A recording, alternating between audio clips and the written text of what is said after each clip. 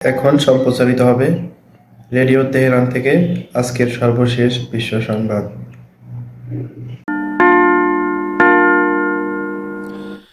Radio Tehran শুরু হচ্ছে বিশ্ব সংবাদ।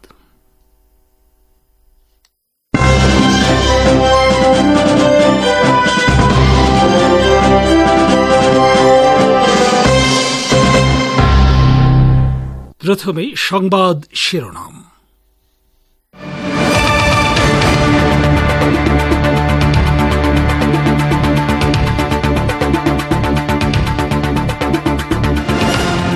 ইসলামী প্রজাতন্ত্র ইরানে আজ প্রেসিডেন্ট নির্বাচনের ভোট গ্রহণ চলছে। সময় গড়ানোর সঙ্গে সঙ্গে বাড়ছে ভোটারদের ভিড়। লেবাননের হিজবুল্লাহ মহাসচিব বলেছেন, ইরানের ইসলামী শাসন ব্যবস্থা প্রতিরোধ ফ্রন্টের জন্য রোল মডেল হিসেবে কাজ করছে। উত্তর গাজার সুজাইয়া এলাকায় নতুন করে ভয়াবহ বিমান ও স্থল আগ্রাসন শুরু করেছে ইসরায়েল। দখলদারদের অবস্থানে হিজবুল্লাহর পাল্টা হামলা। এবং বাংলাদেশ আওয়ামী লীগের সাধারণ সম্পাদক বলেছেন, ভারত বিরোধিতার নামে যারা আন্দোলনের সুযোগ খুঁজছে তারা ফের ভুল পথে যাচ্ছে।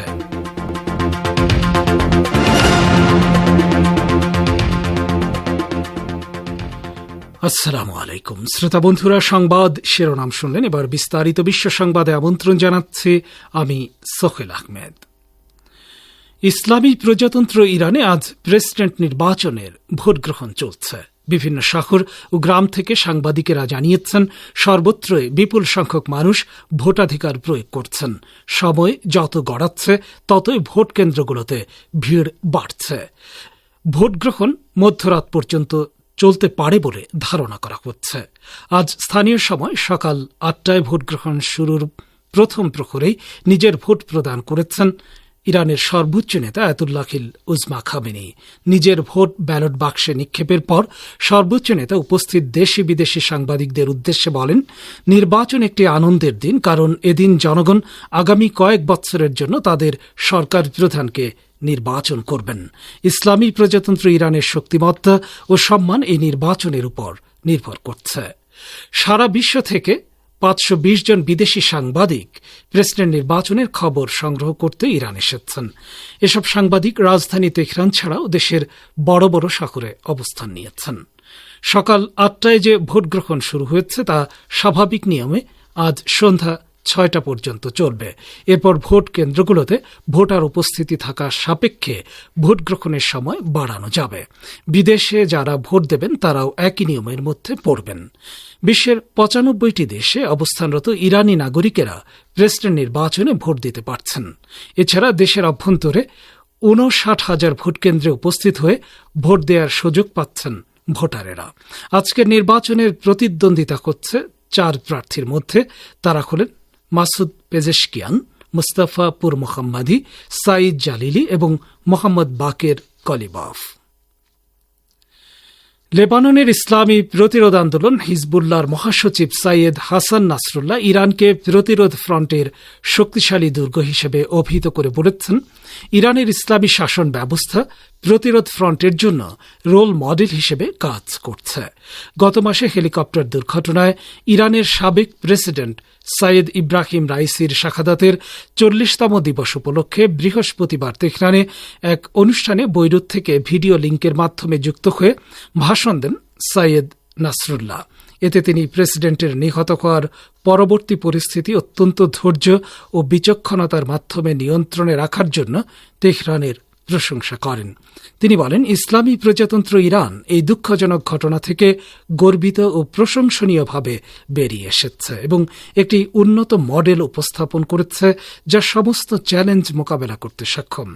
ইসলামী ইরান পশ্চিম এশিয়ার ভবিষ্যৎ নির্ধারণে কেন্দ্রীয় ভূমিকা পালন করবে বলে প্রত্যয় জানিয়ে সাইয়েদ নাসরুল্লাহ বলেন, ইরান আধিপত্যকামী, অত্যাচারী, লুটেরা এবং উপনিবেশবাদী শক্তিগুলোর বিরুদ্ধে একটি শক্তিশালী দুর্গে পরিণত হয়েছে, যেসব শক্তি এই অঞ্চলকে নৃশংসতা ও দমনপীড়নে আক্রান্ত করেছে।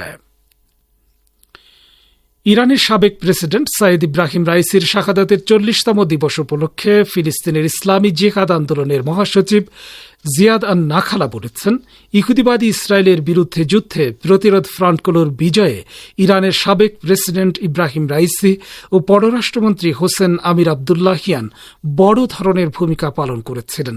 তিনি বলেন, শহীদ রাইসি ও শহীদ আমির আবদুল্লাহিয়ান প্রতিরোধ ফ্রন্টকে উল্লেখযোগ্য বিজয় উপহার দেন এবং বিজয়ী দেশগুলোকে ফিলিস্তিনের ঘনিষ্ঠ করে তোলেন।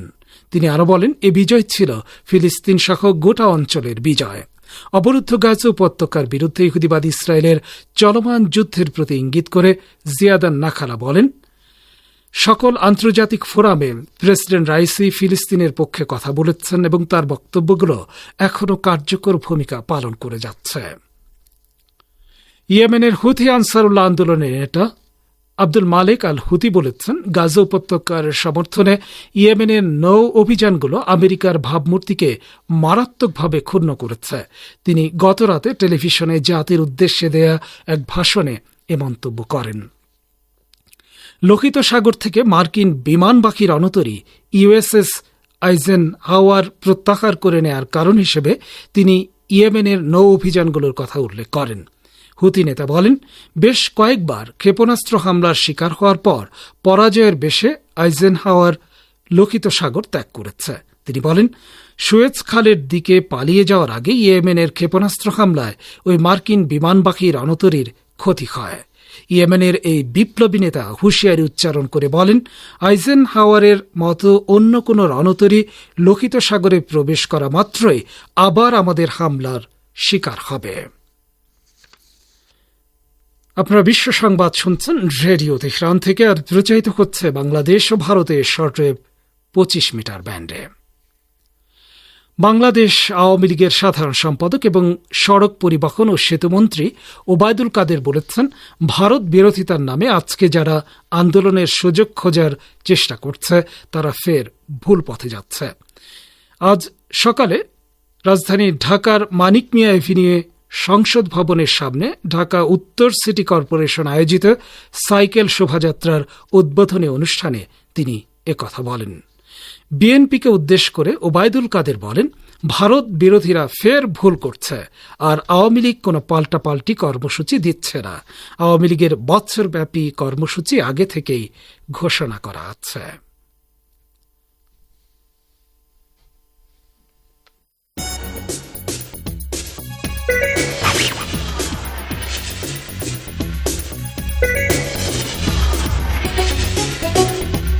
রেডিও তেহরান, খবরের সঙ্গে 24 ঘন্টা। ভিজিট করুন আমাদের ওয়েবসাইট parstoday.ir/dn।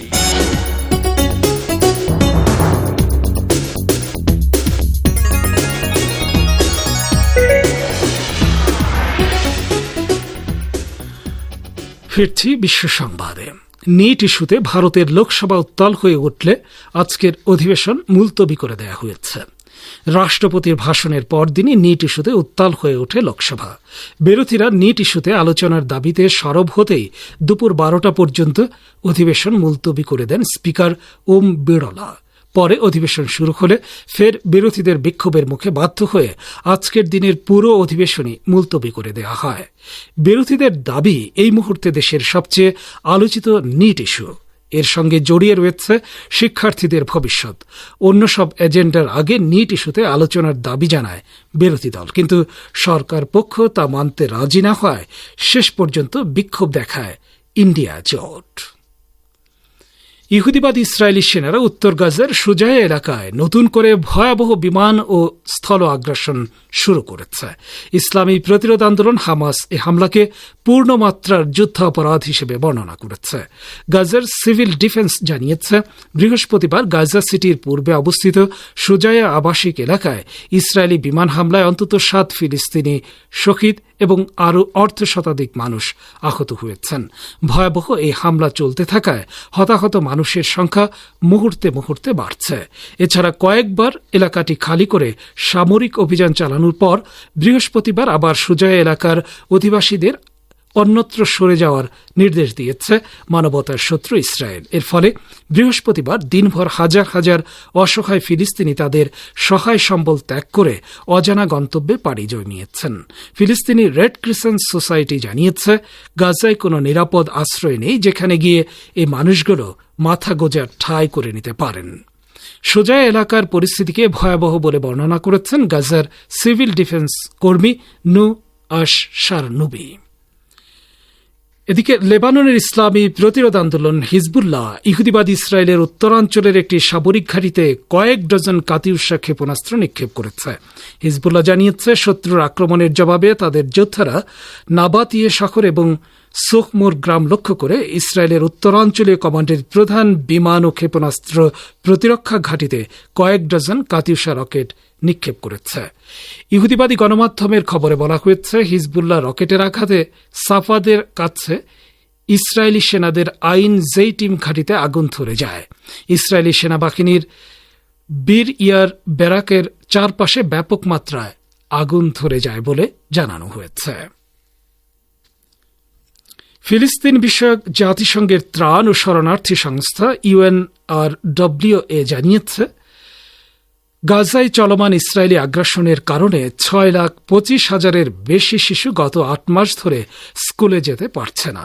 যুদ্ধ শুরুর আগে এই শিশুদের মধ্যে 3 লাখ UNRWA পরিচালিত স্কুলগুলোতে পড়ালেখা করত।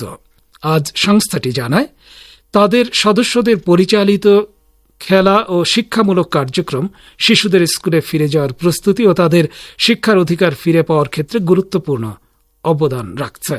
গত 7 অক্টোবর ইসরায়েলি ভূখণ্ডে হামাসের আল-আকসা তুফান অভিযানের প্রতিশোধ নিতে সেদিনই গাজার বিরুদ্ধে নজিরবিহীন ও নির্বিচার বিমান হামলা শুরু করে ইসরায়েল। পরবর্তীতে স্থলবাহিনীও এতে যোগ দেয়। গত প্রায় 9 মাসে ইসরায়েলি বর্বর হামলায় প্রায় 38,000 ফিলিস্তিনি শহীদ হয়েছেন। হতাহতদের মধ্যে 15,000-এরও বেশি শিশু রয়েছে।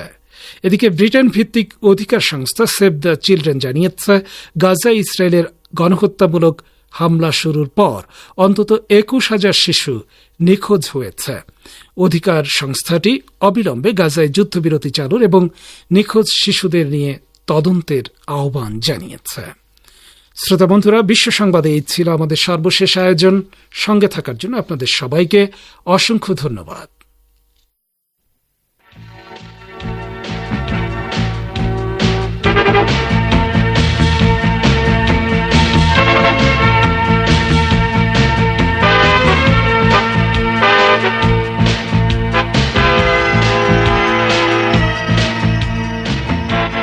বিশ্ব সংবাদের পর আমন্ত্রণ জানাচ্ছে সংবাদ ভাষ্যের অনুষ্ঠান দৃষ্টিপাতে। ইরান বলেছে, সিরিয়ায় বিরতিহীনভাবে সম্পদ লুট করছে আমেরিকা। সন্ত্রাসের বিরুদ্ধে যুদ্ধের নামে তারা সম্পদ লুট করেছে। শিগগিরই বিনা শর্তে মার্কিন সেনাদের পুরোপুরি সিরিয়া ত্যাগ করা উচিত। এ সম্পর্কে এখন রয়েছে আমাদের ভাষ্যকারের একটি পর্যালোচনা। শুনুন গাজী আব্দুর রশিদের পরিবেশনায়। ইরান সিরিয়া থেকে শীঘ্রই মার্কিন সেনাদের নিঃশর্ত প্রত্যাহারের উপর জোর দিয়েছে। সন্ত্রাসবাদের বিরুদ্ধে যুদ্ধের অজুহাতে সিরিয়ায় সামরিক উপস্থিতি বজায় রেখেছে মার্কিন যুক্তরাষ্ট্র বহু বছর ধরে। অথচ মার্কিন সরকার বিরতিহীনভাবে লুট করে চলেছে সিরিয়ার নানা সম্পদ।